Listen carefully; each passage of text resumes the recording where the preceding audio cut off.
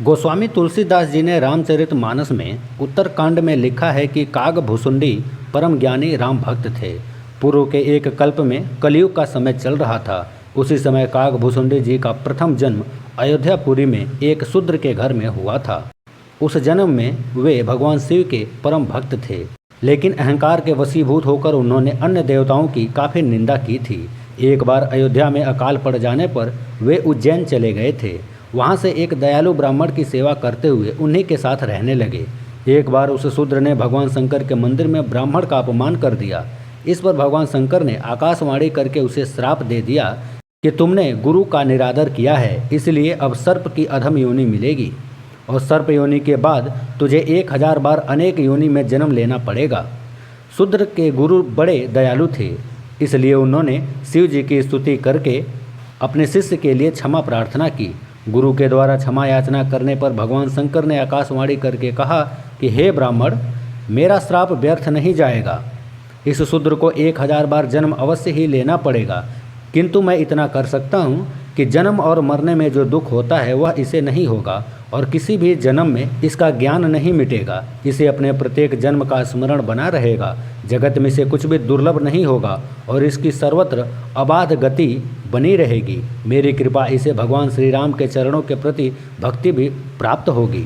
इस तरह हर जन्म की याद बनी रही। समय के साथ श्री राम जी के प्रति भक्ति भी उसमें उत्पन्न हो गई। उस शूद्र ने अंतिम शरीर ब्राह्मण का पाया। ब्राह्मण बनने पर वह ज्ञान प्राप्ति के लिए लोमस ऋषि के पास गया। जब लोमस ऋषि उसे ज्ञान देते थे तो वह उनसे अनेक प्रकार के तर्क कुतर्क करता था। उसके इस व्यवहार से कुपित होकर लोमस ऋषि ने उसे श्राप दे दिया कि जा, तू चांडाल पक्षी यानी कौवा बनेगा। वह तत्काल कौवा बनकर उड़ गया।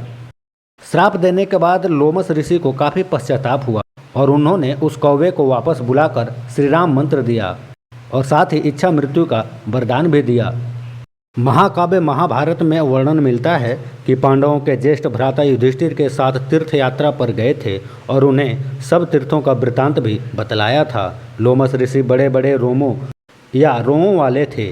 इन्होंने भगवान शिव से यह वरदान पाया था कि एक कल्प के बाद मेरा एक रोम गिरे और इस प्रकार जब मेरे शरीर के सारे रोम गिर जाएं तब मेरी मृत्यु हो जाए। जब रावण के पुत्र मेघनाथ ने श्री राम से युद्ध करते हुए श्री राम को नागपाश में बांध दिया था, तब देवर्षि नारद के कहने पर गिद्धराज गरुड़ ने नागपाश के समस्त नागों को खाकर श्री राम को नागपाश से मुक्त किया था। भगवान राम के इस तरह नागपाश में बंध जाने पर भी श्री राम के भगवान होने पर भी गरुड़ को संदेह हो गया। गरुड़ का संदेह दूर करने के लिए देवर्षि नारद उन्हें ब्रह्मा जी के पास भेज देते हैं। ब्रह्मा जी उनको शंकर जी के पास भेज देते हैं। भगवान शंकर ने भी गरुड़ को उनका संदेह मिटाने के लिए कागभुसुंडी जी के पास भेज दिया। अंत में कागभुसुंडी ने श्री राम के चरित्र की पवित्र कथा सुनाकर गरुड़ के संदेह को दूर किया।